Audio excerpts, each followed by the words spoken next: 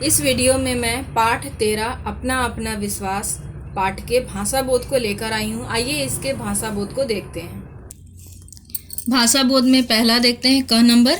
निम्नलिखित के विलोम लिखिए। तो घृणा का प्रेम होगा, विश्वास का अविश्वास, विदेशी का देसी, आलोचना का प्रशंसा लिखेंगे, ठोस का तरल होगा, नौजवान का वृद्ध होगा। अब आगे देखते हैं ख नंबर। कहानी में से उर्दू भाषा के शब्दों को छांटकर लिखिए। उर्दू भाषा अलग से ही पहचान में आ जाता है और जनरली उसमें नीचे नुक्ता लगा होता है, क में, फ में, ज में, ये आप देखे ही होंगे। तो उसमें से कम 5 शब्द आपको उर्दू शब्द छांट कर लिखने हैं। जैसे हैसियत है, खुदा है, मोहब्बत है, ये सारे उर्दू शब्द हैं, तो आप 5 छांट कर बुक से लिखेंगे। नेक्स्ट देखिए, सु, वी, प्र, बे, नी, उप आदि उपसर्ग युक्त शब्द कहानी में प्रयुक्त हुए हैं, उन्हें छांट कर लिखिए। इससे कम 3 शब्द आप लिखेंगे। जैसे सु से सुपुत्र हो गया, सुकर्म हो गया, सुयश हो गया। उसी प्रकार वी से विशेष हो गया, विवेक हो गया, विशेष हो गया, विचार हो गया। तो आप ऐसे ही ढूंढ के बुक से भी लिख सकते हैं या 1-2 आप अपने से भी लिख सकते हैं। तो सभी शब्दों का जो दिया हुआ है उससे 3 शब्द आप ढूंढ कर लिखेंगे। उपसर्ग ऑलरेडी आप पहले पढ़ ही चुके हैं।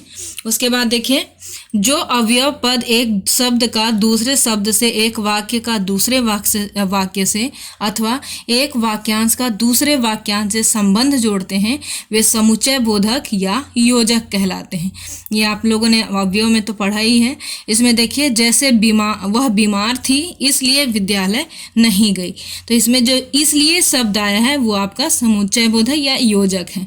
ठीक है, तो इसी तरह आप पाठ से छांटकर, पाठ में से 5 समुच्चय बोधक शब्द छांटकर लिखिए तथा उन्हें अपने वाक्यों में प्रयोग कीजिए। मतलब उपयोग किया गया है उसे आप देखिए, छांटिए और उससे फिर वाक्य बनाइए। ये कम से कम आप 5 बनाएंगे। अगला देखते हैं। इसमें लास्ट नंबर देखते हैं। निम्नलिखित वाक्यों में कारक रेखांकित करके उनके भेद का नाम बताइए। तो कारक भी तो आप पढ़ ही चुके हैं। तो यहाँ पर देखते हैं, परिश्रम करने से सफलता मिलती है। तो आप लोग को पता है कि यहाँ पर से लगा हुआ है विभक्ति, तो अब कंफ्यूजन है कि अपादान होगा या करण कारक होगा। तो यहाँ पर परिश्रम एक वस्तु के जरा उपयोग किया गया है, ये दूरी नहीं बताता है। ठीक है, तो इसलिए ये कौन सा होगा, करण कारक होगा। तो से को अंडरलाइन कर लेंगे। नेक्स्ट है, स्टेशन से गाड़ी छूट गई। अब गाड़ी छूट गई मतलब यहाँ पर देखिए से तो आया, उसके अलावा ये अलगाव बता रहा है, दूरी बता रहा है।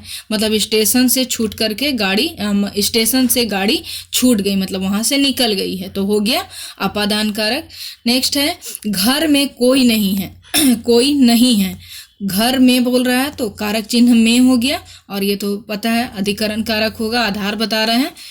राम का भाई बहुत होशियार है, तो का विभक्ति चिन्ह हो गया, और ये संबंध बता रहा है, राम का भाई बोल रहा है तो ये संबंध कारक है।